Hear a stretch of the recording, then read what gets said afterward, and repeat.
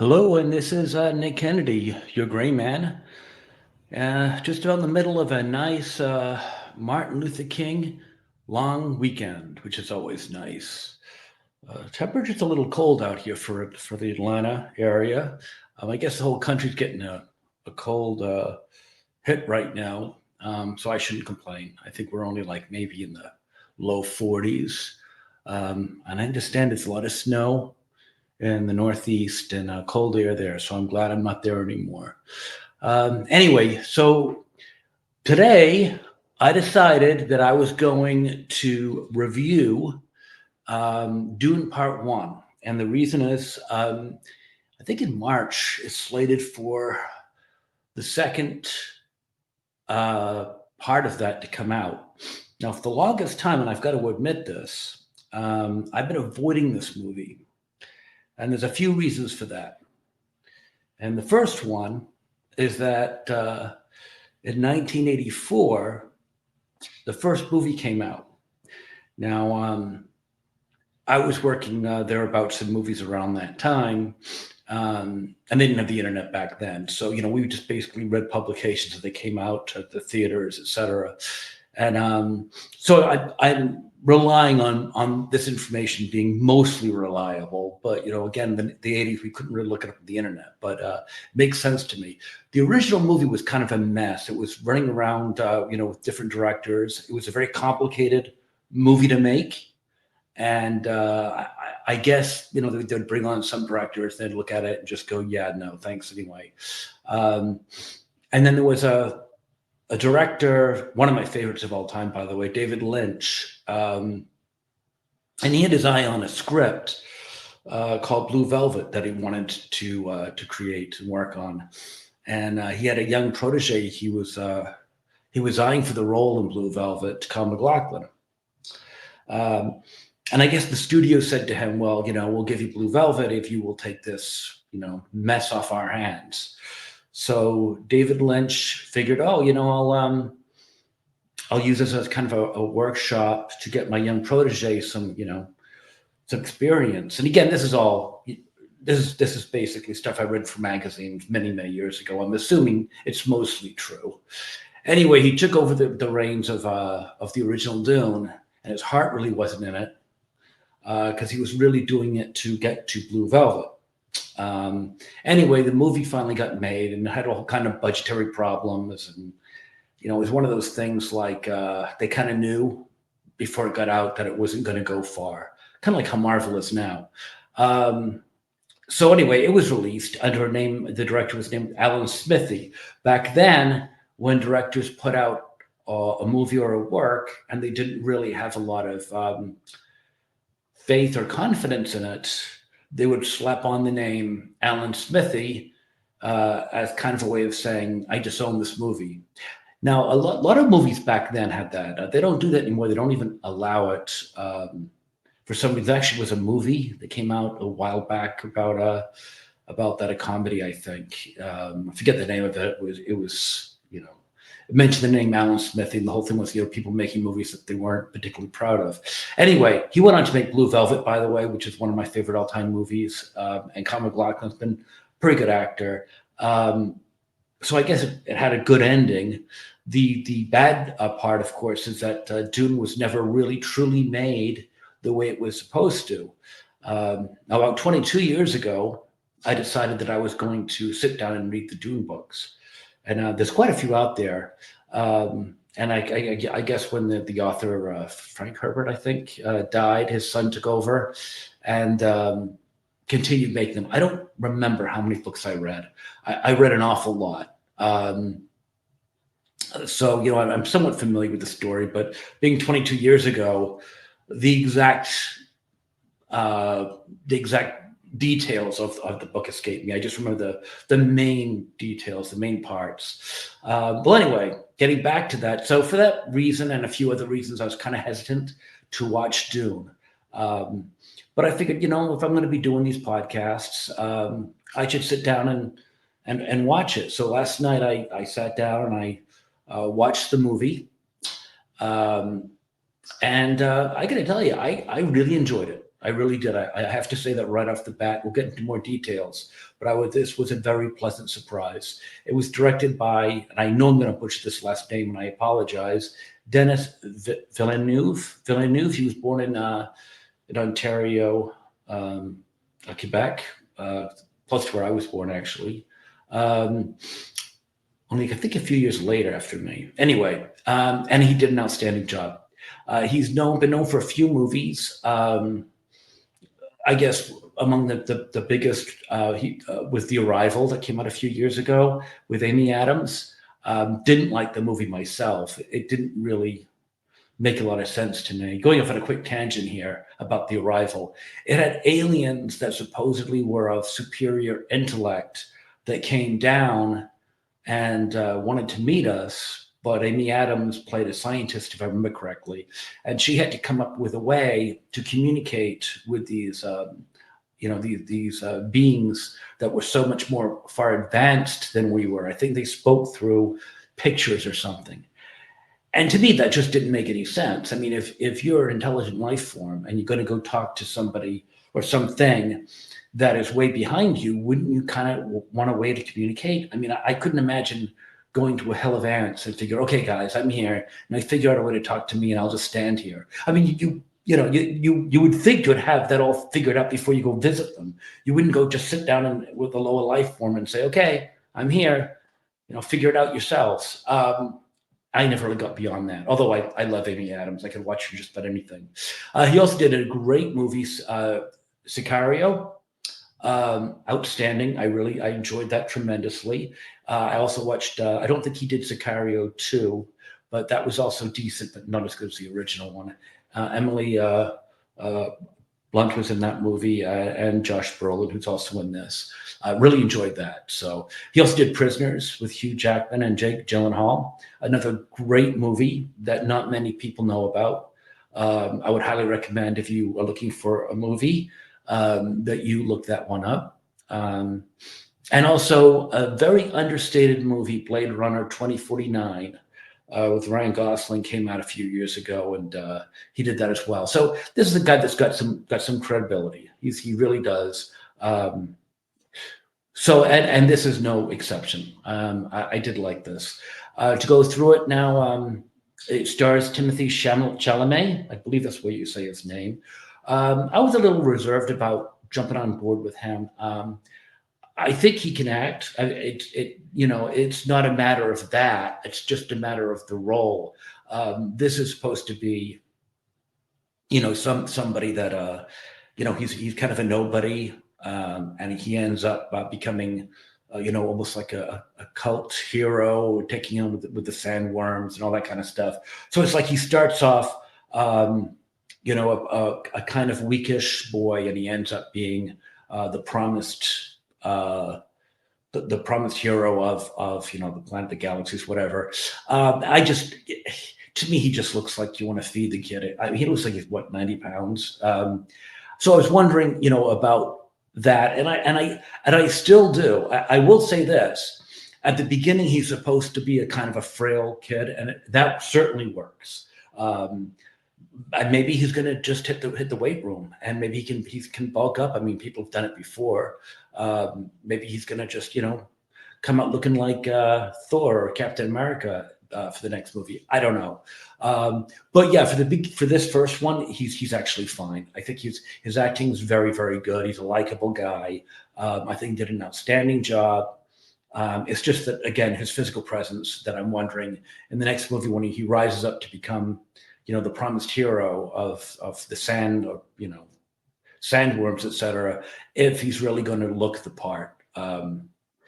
Oscar Isaac, I got to tell you, he's not on my favorite list, mostly because of the fact that anyone who does the latest trilogy of Star Wars has got 2 marks against them. But Adam Driver has won me over. I forgive him for those movies, and actually, I enjoy watching Adam Driver in his movies now. So I can change my mind. I mean, I'm open to that, and I'm giving Oscar Isaac a chance.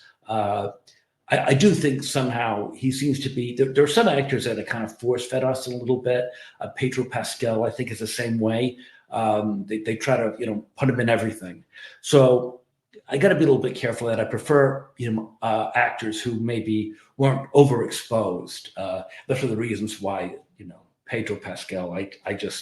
I'll never forgive him for Wonder Woman in 1984. But even beyond that, he's just seems. I swear, I expect to turn on the TV and watch him in a Charmin commercial. But anyway, but Oscar Isaac, no, he's done some good stuff. He did a small part in Annihilation, which I didn't love, but it was okay. Ex Machina, I think he did an outstanding job. And so yeah, I'm giving him the benefit of the doubt. He's slowly winning me over, but those Star Wars movies, boy, they did it to me. I'm not really I'm not a big fan of many people from those movies. Zendaya, the very beautiful young woman, doesn't have a big part in this yet. I think that the second part's going to come out, and she's probably going to be given a chance to shine then. But I find her to be very likable. So yeah, I'm kind of looking forward to that. But if you're a big Zendaya fan and you think that she's going to own part one of Dune, unfortunately, no. I think she's got a couple of lines at most in this. You see her smiling, very beautiful girl, beautiful woman, but not a huge part in this part of the movie. Rebecca Ferguson, I was very impressed with her performance. I think she was much better than the 1984 version with Virginia Madsen. But yeah, no, I thought Rebecca Ferguson did a fine job, and she's someone to watch. She's going to be probably coming out with more movies. Jason Momoa, I remember him in the last season or so of Baywatch. Very young, if you probably wouldn't remember him unless you go back and watch Baywatch. But he was a kid then. I got to tell you, at first, when you start following his career back in the day, at first he just comes off as like a big musclehead, like almost a modern day Arnold Schwarzenegger. But something, I gotta tell you, I think he is really getting some acting chops. I remember him he was in Stargate Atlantis, I think, and they brought him in the second season because the show was missing something, and he did actually deliver. He's not just a big, brawny, handsome guy for the women. He comes across as somebody that if he was hanging around, I'd want to go and have a beer with him. He looks like he's just a good guy, good time. He's a very likable person, and I think he's actually developing into being quite the actor. I don't expect him to battle Leonardo DiCaprio for any parts or anything like that. But if you're looking for a good supporting role, I think he's very solid. And like I said, he's actually a very likable kind of guy. Dolph Lundgren. He might be a great guy, but he just doesn't look like somebody who you could have a beer with, And Jason Momoa, I think, just looks like a friendly. I don't know much about the guy. I'm just telling you the image he's when you watch him on the screen, he's highly likable, and I'm surprised. I didn't think he was going to have much of a career, but I think he's very solid. Also, Stellan Skarsgård. I hope I got that name right. He's been in a ton of things, a lot of the Avengers movies. Goes back to Good Will Hunting. He was in that. I think he was in a movie with Diane Lane back in the early 2000s, like The Glass House. And I think he was. I'm trying to think who else was in that movie. Well, drawing a blank, but it was an okay movie. I saw it at the theater. Anyway, I know there was a young girl in that movie too, and I just can't. She doesn't act anymore, and her name's avoiding. Might come later on. I don't know. But she looks like Helen Hunt a little bit, a very young Helen Hunt. Anyway, getting back to that, he was also in Mamma Mia. If you like that kind of thing, Josh Brolin, of course, he was also in Sicario. Plays a very tough man generally. He was Thanos, of course, lest we forget. Uh, he was in Jonah Hex, which a lot of people wish they could forget. No Country for Old Men. Uh, and let's see, what else? Oh, also we have Javier Bardem, who's lucky enough to be married to Penelope Cruz. He was also in No Country for Old Men, a movie called Mother with Jennifer Lawrence that I'm not sure I could recommend it. I enjoyed it because it was so strange. And,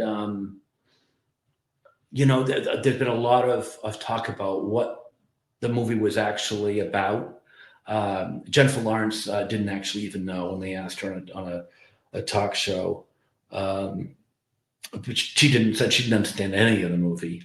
But yeah, I mean, if you're kind of guy like me that wants to just watch a movie and doesn't mind having the rack their brains afterwards, figuring out what the hell did I just see, then go see Mother. Otherwise, you might want to miss it. Skyfall he was also in that as well.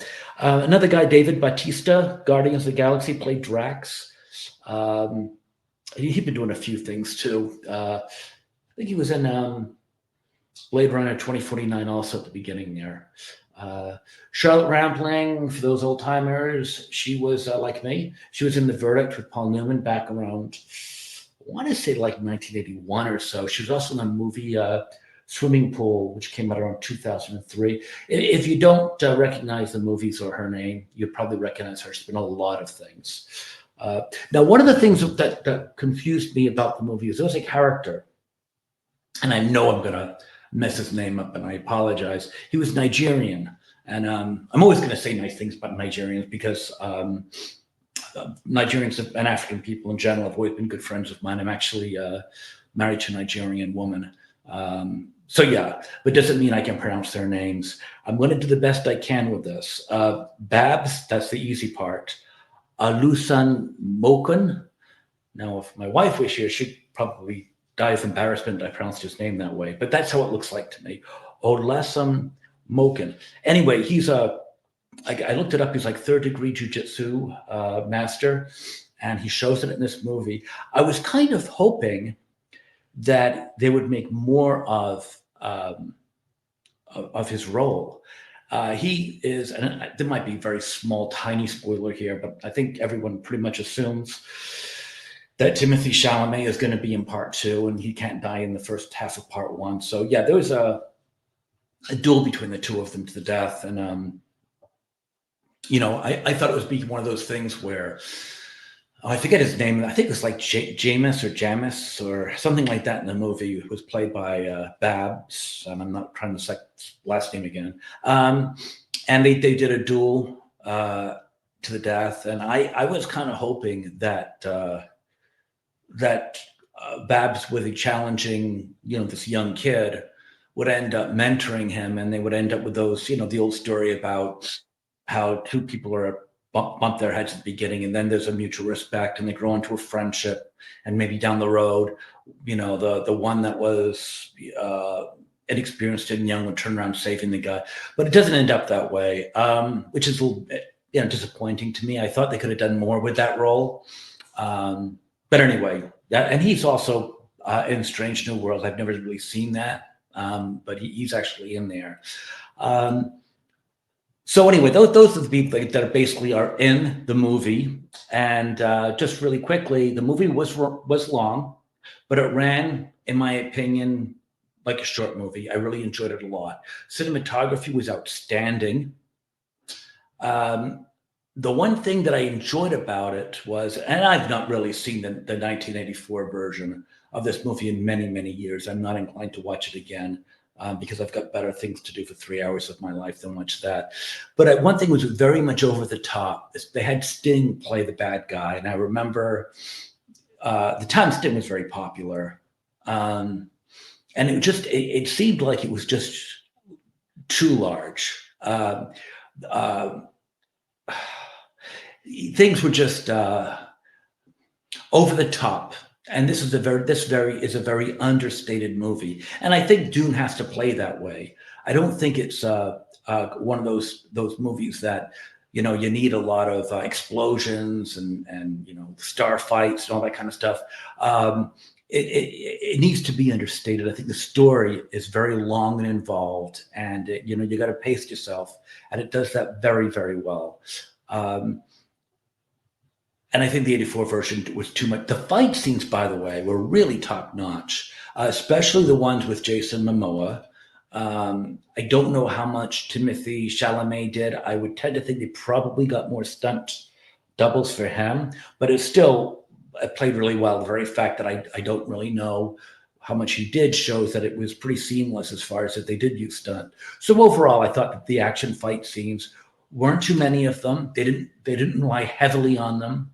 This wasn't a John Woo movie or anything where everything's blowing up every few seconds. It was necessary. There was necessary fighting, necessary explosions, nothing uncalled for, nothing again over the top.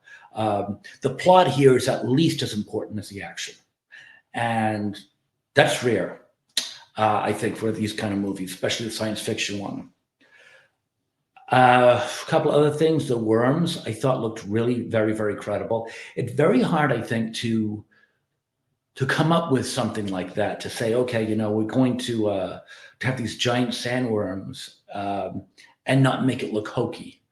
It's a tough sell, I think. Honestly, I do. I don't think that they telegraphed the plot too much. I know it's got another movie coming out, part two, but I read the books, and I still, again, I read the books 22 years ago, but I still found that I had a lot of questions as to where it was going to go. I know basically where it's going to go, but I didn't remember, for example, that whole role with Janice, the Nigerian jiu-jitsu champ. I don't recall whether he was in the book or not. I don't know if he was. I may try to dig that up later on. I don't really think it really matters. I enjoyed it whether it was or it wasn't. But yeah, no, I think overall though, it was done pretty well. They didn't let the cat out of the bag too much. There's still a lot of mysteries going on. And even me knowing how more or less it's going to end up, I still really enjoyed it. So that's pretty much it. If I was going to give it a grade, trying to find a way of measuring these. Like, I guess if I'm going to use the IMDb with the scale of 1 to 10, I would give this. I'd give it an 8.5. I would give it an 8.5, and I think an 8.5. I mean, I think it would be pretty hard to get more than that without really really wowing me. But I will say that again, for a few reasons, I had very low expectations. I dreaded seeing this movie, and it was one of the few movies that I can honestly say I really enjoyed this past year. I know it's 2021, but I just watched it last night. So anyway, that's how it goes. I will be obviously watching part two. I'll probably go to the theater to see that one because I'm completely sold on this. I do wish Jason Momoa was going to be in part two, but I don't see his name in there. So maybe he's not. So maybe he's going to be snuck in later on. Who knows? But anyway, 8.5. Great movie. If you got nothing to do, I think it's on. I think it's on Netflix. I think it's where I caught it. But anyway, so there you have. If you like this video, please like, share, subscribe. And hey, thanks for joining. And I hope it was good for you too. Take it easy now. Bye.